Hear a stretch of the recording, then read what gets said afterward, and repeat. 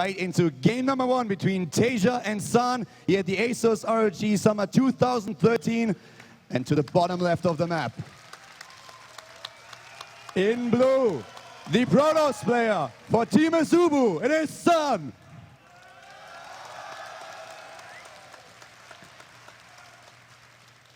And his opponent starting to the top right in red for Team Liquid, it is TaeJa.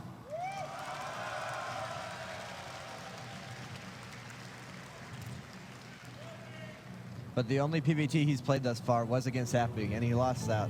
And Happy lost to Alicia, and Alicia lost to TaeJa. So by StarCraft math, San might be in trouble here. Yeah, currently this is definitely one of those games where TaeJa has throughout the entire tournament shown amazing performance.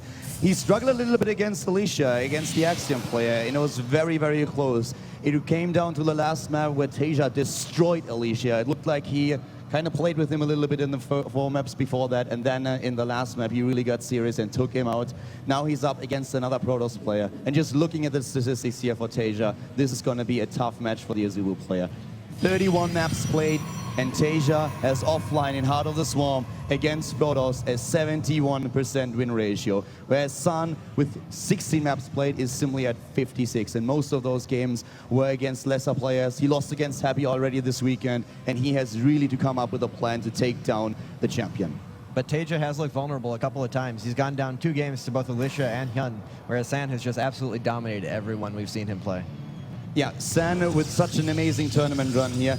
He has taken down so many strong players, and especially his Protoss versus Zerg was just simply incredible. Not only taking down opponents like Hyun, but also successful against Dongragu. With a 3-0, he took down the MVP player, he took down the final boss, and that was quite incredible. TaeJa, on the other hand, in the round of 8, he was successful versus Gosu user.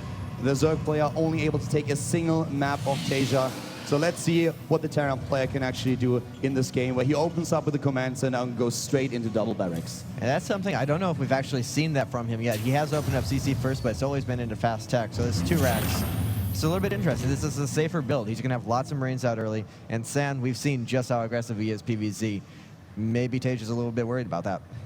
Yeah, we haven't seen too many of the Protoss versus Terrans that San has played here, and this is also one of the little advantages that he has over his opponent. The only series, as you mentioned already before, Greg, was the series against Happy. But right now, TaeJa might not even know exactly what is going on, or what the style of San is, whereas, of course, the Azubu play, he has a lot of material to work with. TaeJa has played already an incredible amount of Protoss versus Terran in this tournament, and it's going to be quite interesting if we will see such an aggressive TaeJa as in the last maps against Alicia, or if he will just try to bring it to the late game where he's very confident against Zerg, for example. That's the thing about TaeJa, though. He's capable of absolutely everything. He'll go to a long macro game, or he'll pull out a 1-base Widowmine drop. We saw the whole range of abilities that he has in that match against Alicia. And that makes him so hard to predict. Even if you do feel like you have a good idea what he's going to do, it could always be something else. Yeah, the very interesting part here is that TaeJa in the games against Alicia was really looking for this early gas. That's what we saw over and over again, trying to go sometimes for Banshees, trying to go for Widowmines more often than not. And in the last map, then of course, using that Hellion Marine build with a medevac drop to take out his opponent early on. But right now, we see TaeJa without gas. He is actually adding another barracks here, and that brings him up to 3 barracks in total. A lot of Marine production before heading into the double refinery. Whereas San, on the other hand, he goes here into the robotics to get that scout out as fast as possible. Yeah, and San not playing any kind of aggressive style, actually playing very safe early on. This is about as safe as you can get. You get that mothership core up to keep you safe for anything, and then the observer to scout any potential tech builds. Yeah, he's losing a couple of the shields here on his Stalker and the high ground on going to TaeJa here. So San is a little bit reluctant to really move up that ramp again, because he knows that there's a high chance that those Marines are just waiting for him to approach. And losing that Stalker in the early game is quite atrocious when you're up against a player who opens with this many barracks. Which is, of course, something that San at this point does not really know. And TaeJa is trying to utilize that by just walking around with the Marines and trying to lay a little bit of a trap for his opponent. Yeah, just looking to see if he can catch anything and get a little bit lucky. But San playing really smart, very cautiously. And he actually has another probe up on the left side of the map. Make sure that there's no counterattacks, nothing coming around to flank those Stalkers. But he is moving forward with them. And I don't know, that's a little bit over-aggressive. But Stalkers, of course, very mobile. They can get out of almost anything unless they actually get fully surrounded. Yeah, if San, on the other hand, doesn't really see that and those Marines pop up from behind, then the 2 Stalkers are really in trouble. And that might actually happen here. Moving in, but TaeJa doesn't really see it, and that gives San the time to move back here. Spot still on the minimap. doesn't lose a single one of his stalkers, is also not able to kill one of those Marines. A little bit afraid that he will lose those initial units here, but he can get that poke off and has now at least an inkling of what's going on, sees that TaeJa has that expansion, and is going into a normal mid-game. Yeah, TaeJa actually playing a little bit timidly there. If he just moved all the Marines out of his natural, he could have sandwiched those stalkers, but he didn't know what San was doing, so he didn't want to risk getting caught out in the open like that. Now with that scan, he sees absolutely everything. He sees the fast robo, he sees the fast single upgrade. He just knows exactly what he's doing, and that makes him feel very, very safe for the time being, because there's no aggressive potential in the early game from that build. Yeah.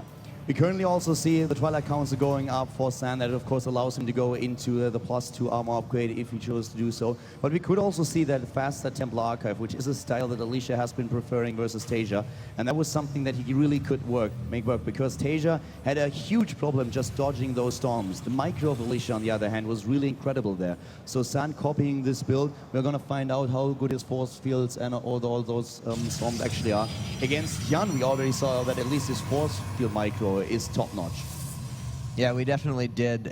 Force field micro can translate to any matchup, although obviously as we move into the game, a Dark Templar Archive, or Dark Shrine actually coming down, and a Warp Prism coming out as well. So this is going to be a quick DT drop.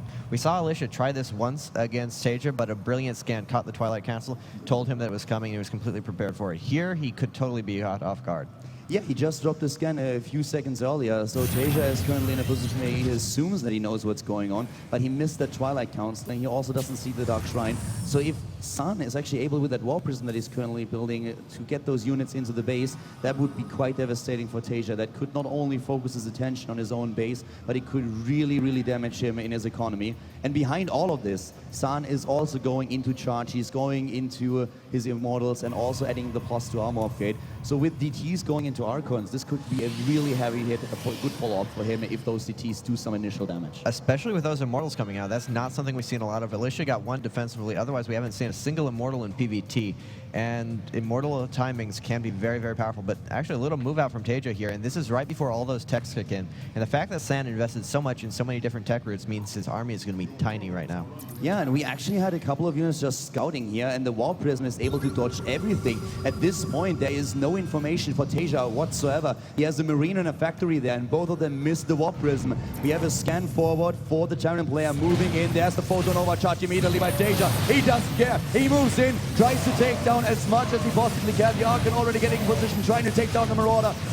But the Immortal itself really damaged, and this is quite the pressure that we see coming out of TaeJa here. The Warp Prism in the main base, on the other hand, to the top right, dropping those CTs immediately, and they go to work, start to take down Marines, moving into the mineral line at the natural as well. And TaeJa is in a little bit of trouble here, not doing the damage that he wanted to dish out at the bottom left, but thanks to those orbitals, he can drop the scans that help him defend against the DTs. He does have 3 orbitals, so he has a lot of scans available, but he burnt one immediately before that while he was trying to push in, and the 2 DTs spread out very nicely from San. So taking more than one scan to clear them out, and this is really costing him a lot. He's killed a lot of Marines. He already burned 1 scan, it will be 1 more.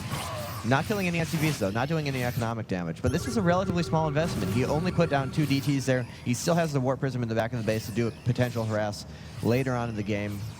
Yeah, if he allows that to happen. That move definitely paid off for him. We have him in a position where he took down more than 10 units with that Dark Templar alone, the last one that you could see there. And of course the double scan also coming into play. This does not allow him to get those mules that he would like to have at this stage of the game. And once again, we have something that we've seen TaeJa do in a few of the former games. He has a rather delayed armory, so the attack into the +2/+2 upgrades is definitely a bit delayed by him. San, on the other hand, still focusing on the single forge, getting the +2 armor upgrade as we speak. And this is a +3 upgrade already, so he's really going for a very armor-heavy gateway composition, and especially those Archons that we have now with the Dark Shrine and the Templar Archive in the play, they can hurt a lot. Yeah, the Archons and the Immortals, especially with all those armor upgrades, is going to be a very, very hard to kill army. And 3 Immortals, that's something we don't see a lot. That's very powerful. In terms of army supply, TaeJa is still a little bit in the lead, and keep in mind that those medivacs with the afterburners could at any time go into the main base. There are not a lot of feedbacks available, and that's exactly what we've been talking about. He drops into the main, and he's starting to control the choke point, and without storms, this is a horrible position for San to be in. The main base is wide open to the Terran player, and he's moving in, trying to snipe that forge, and he gets the upgrade, and immediately TaeJa moving out with medivacs. And he doesn't lose a single medevac and all that. He traded a handful of bio units for so many units, a mothership core, and the upgrading forge. And delaying that +3 armor is so huge when his own upgrades are quite slow.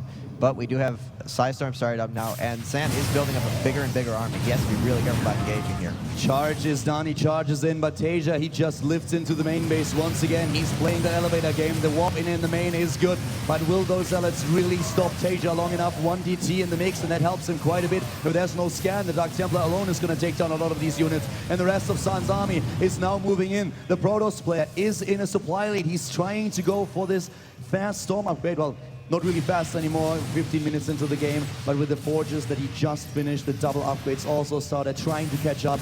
TaeJa, though, he does not stop. He's dropping again, and San taking that third base, definitely in a little bit of a predicament. And it looks like San's actually getting a little impatient. The rest of his army, well, he's being kind of indecisive. It's sitting around his third. It looks like he kind of wants to attack. He just can't decide if it's the right move or not. And he is going to have Psystorm in a second here with 3 Templar there. He's going to have at least 2 Storms when they engage, plus those Immortals in there, and lots of charge slots. But without that +3 armor, he's not going to be quite as powerful as he'd like to be at this point in the game. He did have it all timed out for that upgrade to kick in at the same time, and that would have been an incredible attack, as is not quite as strong. Yeah, a bit of a problem for TaeJa, on the other hand, is that he doesn't really have too many ghosts he can rely upon. He just got the Möbius reactor. He's heading into 3-3 now that his second set of upgrades finished, and he's starting those ghosts, but he doesn't have them just yet, whereas we have 6 High Templars in the game. There could be storms. He's trying to go for the flank. The first one hits, but a nice split here by TaeJa, not taking too much damage. Stimming once again. The Protoss army is moving in, and that storm, that hit the bullseye. A lot of damage done to TaeJa's army, but the Terran player is in a really good spot and forces San back. The upgrades, especially attack, really coming through for him. Those Storms, though, they just didn't do as much as they absolutely had to break through there. He was just lacking in AoE. The Storms did a lot of damage, but that was all he had. He has no Colossus. He didn't really have many Archons. I don't think he had a single Archon, actually. And he really needed those Storms to soften up that entire army. So not quite enough. And TaeJa's putting on the pressure. He's just rallying across the map now and attacking 2 places at once. And San's going to be really hard-pressed to defend this. Yeah, he's moving in right now, and he's just trying to snipe the Nexus. Even the Photon Overcharge can't do anything about it. He lifts into the medevac, moves on, and there's another attack at the third base. San is trying to defend. Basically, he storms his own army here. The Terran turns around and snipes those Zealots. The Archons are going to fall as well. TaeJa takes the heavy supply lead here. He's on the way to 3-3. He's in the main base. He's everywhere. Just brilliant drop micro from TaeJa, always picking up, running around, really abusing the lack of anti-air and the lack of mobility from San. And San's just kind of falling apart. He doesn't have any units. He's losing his infrastructure. He's losing his economy. Nothing he can really fall back on here. TaeJa is just in San's space, and now we have the GG in game number 1 as TaeJa claims victory and San is down 0-1.